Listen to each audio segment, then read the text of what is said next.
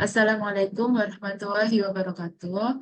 Perkenalkan, nama saya Tari Sabrina Fala dengan NIM 220803102068. Prodi D3 Administrasi Keuangan akan menjelaskan materi tentang finansial market instrumen dari mata kuliah sekuritas dan portofolio. Baik, yang akan dibahas yang pertama adalah definisi pasar uang, yang kedua ada tujuan pasar uang, ketiga, ada perbedaan pasar uang dan pasar modal. Keempat, ada instrumen pasar uang. Dan yang terakhir, yaitu proses transaksi dalam pasar uang. Baik, di sini definisi pasar uang ialah kegiatan perdagangan surat berharga untuk memenuhi permintaan dan penawaran dana dalam jangka waktu pendek tanpa batasan tempat. Mekanisme pasar uang dikhususkan untuk menjembatani antara pihak yang memerlukan dana dengan orang yang memiliki dana berlebihan. Jadi intinya itu seperti saling menguntungkan.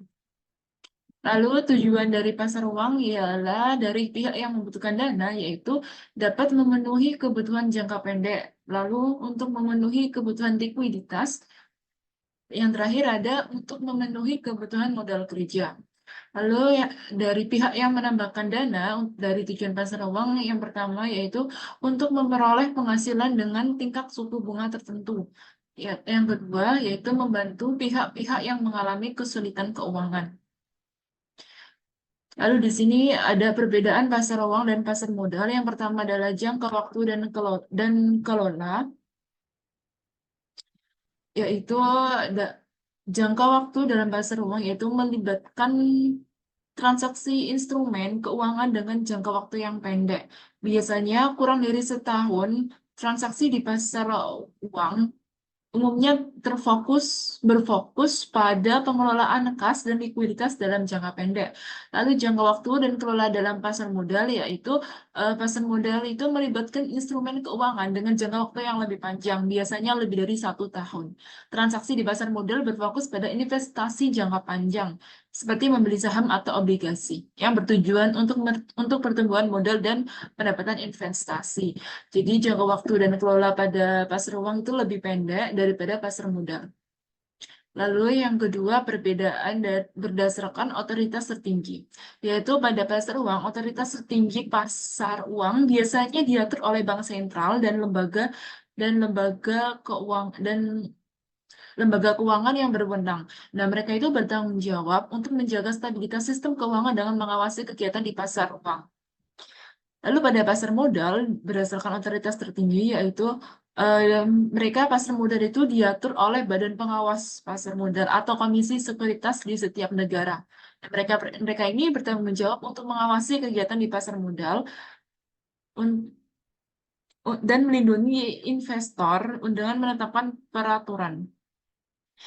Lalu dalam segi resiko pada pasar uang, yaitu umumnya pada pasar uang itu dianggap memiliki resiko rendah karena jangka waktu yang pendek dan likuiditas yang tinggi. Meskipun ada risiko kredit atau risiko pasar, resiko ini biasanya lebih rendah dibandingkan dengan pasar modal.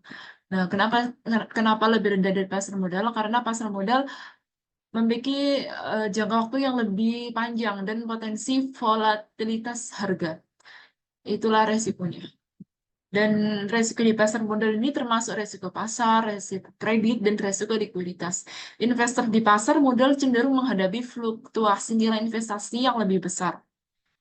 Nah, secara keseluruhan, pasar uang dan pasar modal melayani kebutuhan yang berbeda dan diatur oleh otoritas yang berbeda-beda. Dengan tingkat resiko yang berbeda, sesuai dengan jangka waktu dan jenis instrumen keuangan yang diperdagangkan. Lalu, instrumen pasar uang ini ada 5. Yang pertama yaitu Sertifikat Bank Indonesia atau SBI, yaitu instrumen utang yang diterbitkan oleh Bank Indonesia sebagai bank sentral. SBI ini digunakan untuk mengelola likuiditas perusahaan. Lalu yang kedua ada Surat Berharga Pasar Uang atau SBPU, yaitu instrumen utang jangka pendek yang diterbitkan oleh bank atau lembaga keuangan lainnya. SBPU ini digunakan sebagai sarana investasi jangka pendek oleh investor dan juga perusahaan. Lalu yang ketiga ada call money, yaitu yaitu pinjaman jangka pendek yang diberikan antara lembaga keuangan, biasanya untuk memenuhi kebutuhan likuiditas mereka. Pinjaman ini dapat dilunasi dalam waktu singkat, bahkan dalam 1 hari. Selanjutnya ada Treasury Bills atau T-bills, yaitu merupakan surat utang jangka pendek yang diterbitkan oleh pemerintah. Biasanya dijual dengan diskon dan dibayar penuh pada saat jatuh tempo, memberikan keuntungan bagi investor. Lalu yang terakhir ada commercial paper, yaitu surat utang jangka pendek yang diterbitkan oleh perusahaan atau lembaga keuangan yang memiliki peringkat kredit baik. Instrumen ini digunakan untuk mendanai kebutuhan kas jangka pendek perusahaan.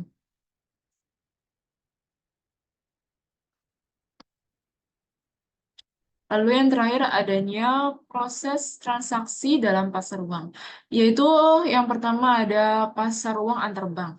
Jadi di sini tuh pasar di mana yaitu pasar tempatnya bank-bank saling meminjamkan dan meminjam uang satu sama lain untuk mengelola likuiditas mereka. Prosesnya ialah seperti bank yang membutuhkan likuiditas jangka pendek akan meminjam uang dari bank lain yang memiliki kelebihan likuiditas. Lalu pinjaman ini biasanya dalam bentuk call money atau notice money dengan jangka waktu yang sangat pendek atau 1 hari hingga beberapa minggu. Suku bunga untuk pinjaman antar bank ditentukan oleh pasar dan kondisi likuiditas saat itu. Lalu yang kedua, dalam proses transaksi dalam pasar uang, ya, yang kedua yaitu jual beli sertifikat uang. Yaitu ini tuh seperti T-bills dan commercial paper. Ada yaitu kegiatan perdagangan instrumen utang jangka pendek di pasar uang. Jadi prosesnya itu investor itu membeli sertifikat yang disediakan oleh instrumen pasar uangnya untuk dari penerbit atau perusahaan untuk komersial paper melalui lelang atau perdagangan secara langsung. Lalu sertifikat utang ini dibeli dengan harga diskon dan dibayar penuh pada saat jatuh tempo, memberikan keuntungan bagi investor. Transaksi ini bisa dilakukan di bursa atau pasar over the counter atau OTC. Lalu yang ketiga ada transaksi sertifikat deposito, yaitu instrumen keuangan jangka pendek yang diterbitkan oleh bank sebagai bentuk tabungan berjangka dengan suku bunga tetap. Yaitu proses transaksinya ialah dengan membeli sertifikat deposito dari bank dengan nilai dan jangka waktu tertentu. Lalu sertifikat deposito biasanya tidak dapat diperdagangkan di pasar sekunder, tetapi dapat dicairkan sebelum jatuh tempo dengan penalti. Pada saat jatuh tempo, investor akan menerima kembali pokok dan bunga. Lalu yang terakhir ada pasar valuta asing, yaitu ialah pasar di mana mata uang asing diperdagangkan. Jadi proses transaksinya yaitu dilakukan antara pelaku pasar termasuk bank, perusahaan, dan individu melalui perdagangan spot atau transaksi dengan pengiriman instan atau forward, yaitu transaksi dengan pengiriman di masa depan. Nah, transaksi ini melibatkan pertukaran satu mata uang dengan mata uang lainnya berdasarkan kurs yang berlaku.